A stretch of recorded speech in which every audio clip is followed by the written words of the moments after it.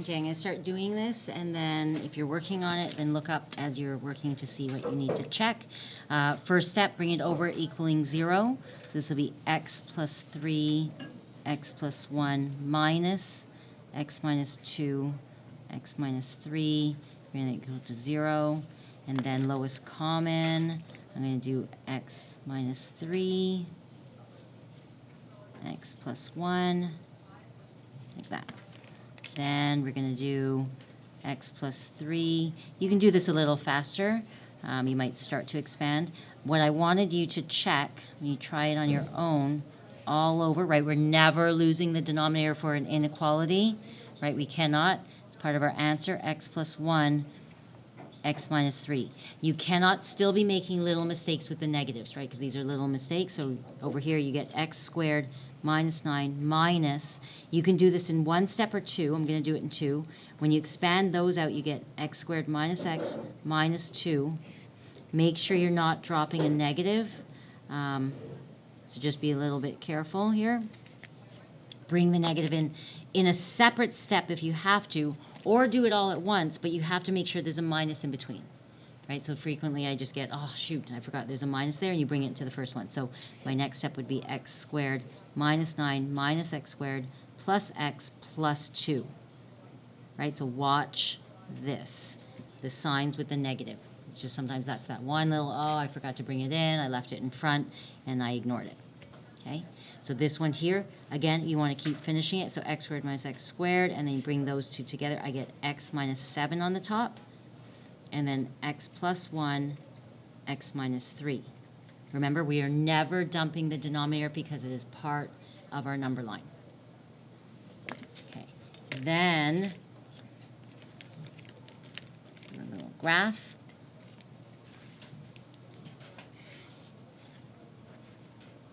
The numbers I want on my number line are going to be 7, negative 1, and 3. So I'll just start with 7, 3, negative 1. Okay, it doesn't matter about the spacing. And then we're going to test value. So this time, I'm not going to write down what I test, but what I'll write down what my answer would be, and that's what I would expect to see from you. Right? I don't need to see what value you check, but put down what you get as your result here. So if I put in a number less than negative 1, so in my head thinking negative 2, I'm getting a negative on the top, negative, negative. So show me that, and then conclusion, negative. Again, that or the chart. They give the same information. So you're showing me your factored form, which matches here. So show me either this or the chart, either way. Then for my next one, I would get between negative 1 and 3, 0 is lovely. So I'm going to get a negative, a positive, and a negative. So it's going to be a positive. Again, it won't always alternate. Get used to checking. 3 to 7, I'm trying 4, so I'm getting a negative, positive, positive, which gets me a negative. And then to the beyond 7, so try 8, I'm going to get a positive, positive, positive, which gets me a positive. So that shows me basically the factor table, but in a faster way, and then the number line and all that. What I wanted to remember was that this is a vertical asymptote. So you can either do something like this and just even put an arrow for yourself going, vertical asymptote. I used to put a little dashed line, but it was too messy. I couldn't read it. So, or highlight it and say, watch out. Those two have to be round. Okay, so that's why I'm recommending do something. Here, your answer is this part, right? So greater than, and then the greater than. So those two, those are my answers. You don't have to highlight it. I'm just telling you where I'm getting my numbers from. And my answer would be, and again, you don't have to put therefore, but I like a therefore for my concluding. X is going to be from negative 1 to 3. And here, this usually tells me square bracket, right?